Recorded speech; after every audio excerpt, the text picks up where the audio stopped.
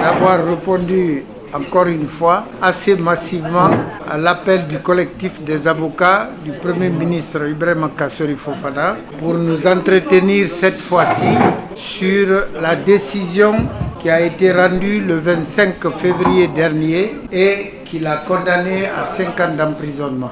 Alors, cette intervention doit être considérée comme la réplique à celle qu'a jugé nécessaire de faire M. le procureur spécial auprès de la CRIEF, qui, aussitôt après le prononcé de la décision, a estimé faire une sortie dans la presse pour commenter cette décision. J'ai retenu personnellement qu'il a regretté le fait que ce ne soit que 5 ans d'après les termes qui soient prononcés contre notre client. Ce qui me fait penser que si la Guinée disposait du dispositif de la guillotine, Monsieur le procureur spécial n'aurait pas hésité un seul instant à envoyer Monsieur Kassori Fofana à cette machine de destruction vitale. Ceci dit, comme vous l'a précisé votre collègue, nous devrions être plus nombreux aujourd'hui à cette table, puisque vous savez, c'est tout un collectif d'avocats guinéens et étrangers qui défend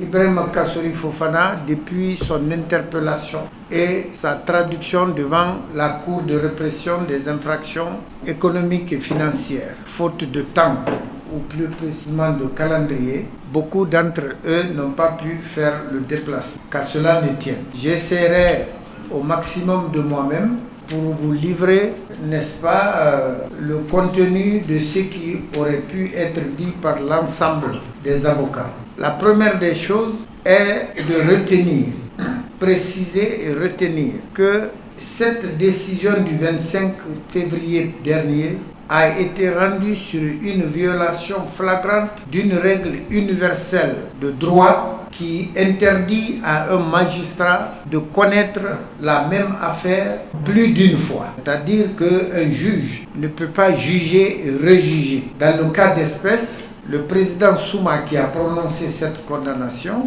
avait siégé lors de l'audience du 13 décembre, l'audience qui avait autorisé l'évacuation de M.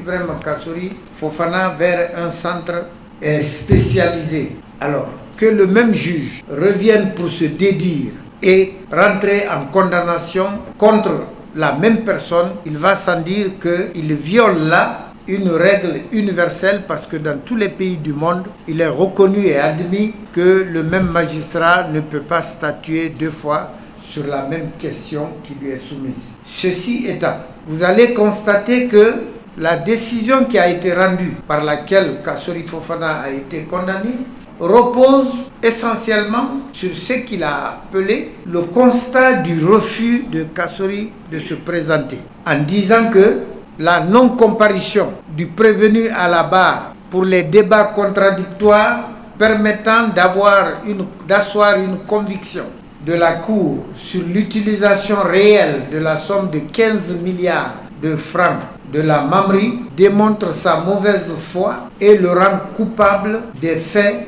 de détournement du dit montant. Voyez combien de fois, par cette formulation, la décision est légère. Elle est légère en ce sens que chacun sait que Kassori n'est pas allé à la clinique Pasteur de lui-même. C'est suite à une crise qu'il a piquée au niveau de la maison centrale de Conakry et qui a nécessité son évacuation. Les diagnostics posés à ce niveau ont révélé qu'il souffre d'un mal dont le traitement ne peut pas être administré en République de Guinée, faute de spécialistes et d'équipements adéquats à cet effet. 8 rapports médicaux ont été produits pour dire que Kassori est malade au point qu'il ne peut ni s'asseoir, encore moins se tenir debout.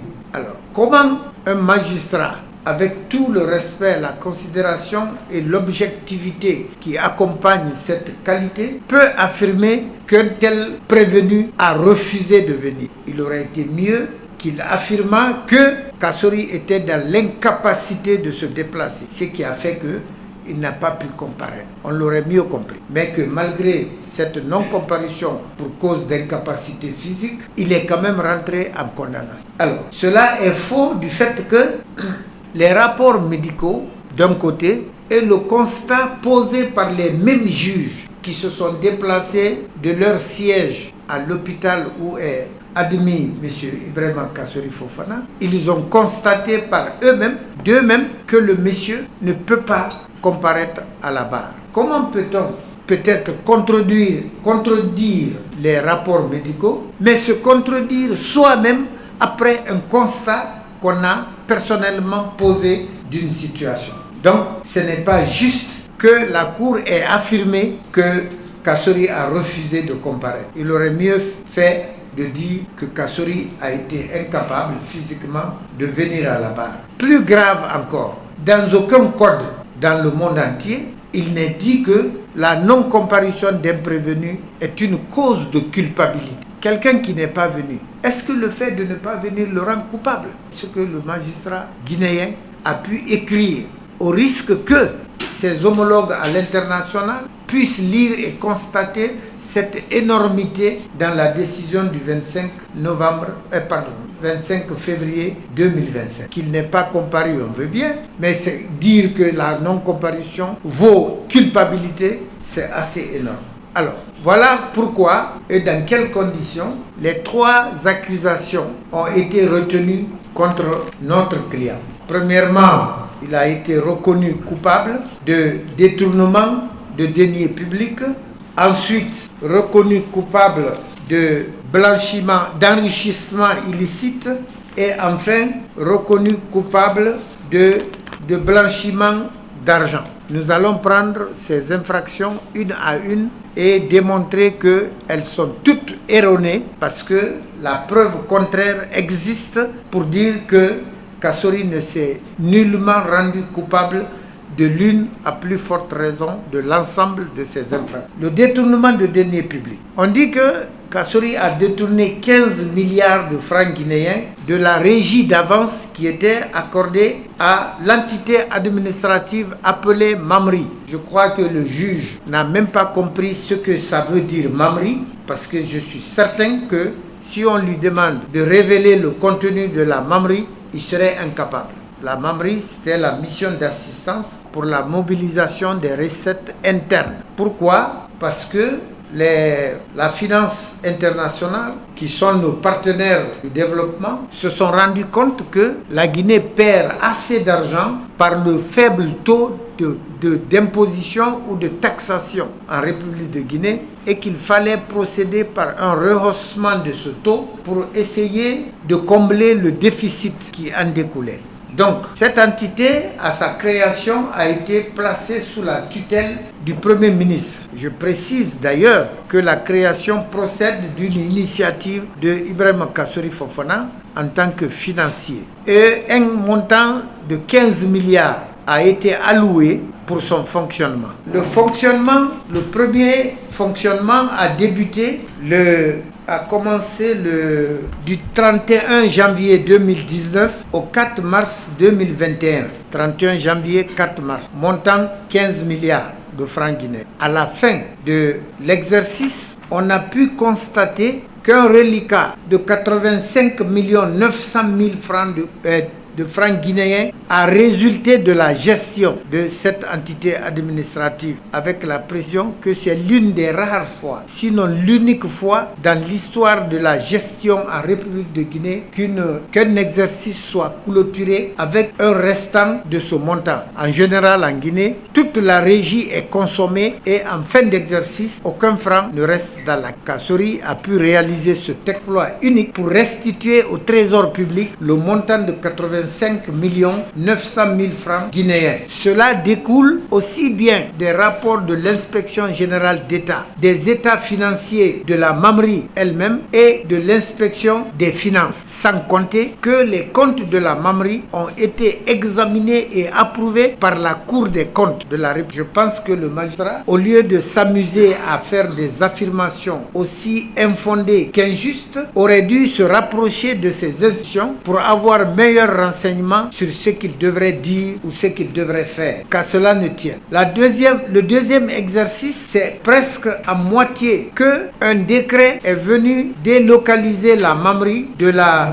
primature pour la rattacher à la présidence de la République, pour des raisons qui étaient personnelles au chef de l'État à l'époque, le professeur Alpha Condé. Donc, lors de la passation de service en application de ce décret, le rapport a constaté que dans le budget de 15 milliards alloués pour le deuxième exercice, 12 milliards au moins étaient encore en caisse dans le compte. 12 milliards. Je renvoie ceux qui seraient plus curieux parmi vous de consulter le procès verbal de passation de la Mamri, de la primature à la présidence. Vous constaterez que 12 milliards de francs ont été restitués par la primature. Mais avant cette passation, vous savez que notre pays avait fait face à la Covid-19. Et comme tout pays, tout État responsable, il fallait riposter à cette pandémie qui avait attaqué les populations. C'est ainsi que 3 milliards sur les 15 milliards alloués avaient été alloués à l'ANIES, qui était la structure de réaction contre la Covid-19. Donc là également, lorsque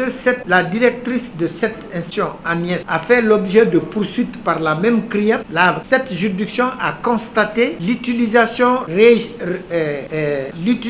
rationnelle, objective et exacte des 3 milliards dans la lutte contre la Covid-19, d'une part. Comment alors cette même juridiction qui a constaté cette utilisation légale et régulière peut condamner Ibrahima Kassori Fofana pour dire ou en disant que le fait qu'il ait alloué les 3 milliards à l'ANIES constitue un détournement. On aurait compris si la Cour avait dit qu'il y a détournement de l'utilisation de l'argent, mais toujours dans le cadre des services publics de l'État. Que cela soit par la Mamri ou par l'ANIES, l'essentiel était qu'un besoin de l'État a été satisfait par l'utilisation de ce mot. Détournement, dans le terme juridique consacré par le Code, c'est lorsque un cadre ou une personne prend un denier de l'État, le détourne de son utilisation prévue pour en faire une utilisation personnelle. Mais nulle part, aucun franc de ce montant 15 milliards n'a été utilisé par Ibrahima Kassori Fofana personnellement. Ce qui veut dire donc que le détournement est simplement affirmé par la CRIEF, mais elle n'est nullement démontrée par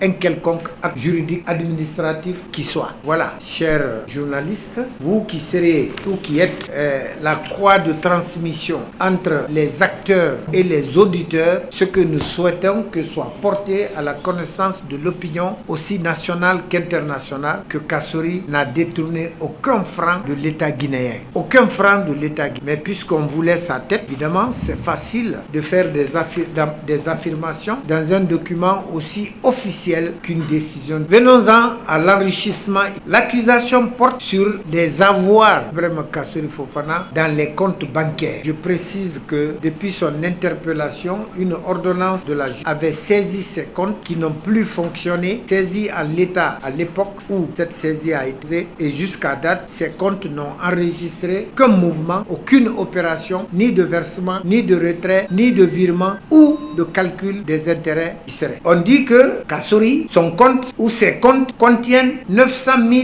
en euros et en dollars et 1 milliard en francs guinéens. D'accord, cela c'est un constat, mais Kassori a bien expliqué lorsqu'il a comparu devant la chambre de la chambre de jugement statue sur les rapports élaborés par la chambre de l'instruction. Il est expliqué dans ses procès-verbaux d'audition que lui, depuis qu'il a quitté le gouvernement au temps du président Lansana Conté, il était établi comme consultant international, loin des services de l'État. En tant que tel, il gagnait de l'argent par son travail et que ces comptes, ces montants dont on parle, existaient bien dans ses comptes avant son rappel par le professeur Alpha Condé dans le gouvernement que ce dernier avait constaté. Les dates de versement en font foi puisque aucune des dates n'est comprise dans l'intervalle de temps de son retour au gouvernement et de sa date d'interpellation, d'une part. D'autre part, il a également indiqué qu'à sa nomination en qualité de Premier ministre, il avait fait une déclaration de ses avoirs. Là aussi, c'était une première qu'un Premier ministre nommé fait faire à l'ensemble de son gouvernement la déclaration des avoirs de chacun d'entre eux, en prévision éventuellement d'un contrôle qu'on pourrait opérer sur ces avoirs pour constater si oui ou non il y a faute financière quelque part. Ensuite, il faut noter au passage qu'il avait aussi précisé que les comptes en devises étaient essentiellement composés des contributions de ses militants, puisque chacun de nous le sait, Kassory avait l'ambition de briguer la magistrature suprême en 2020. Il avait son parti, il avait fait la campagne et il avait des militants, des sympathisants qui,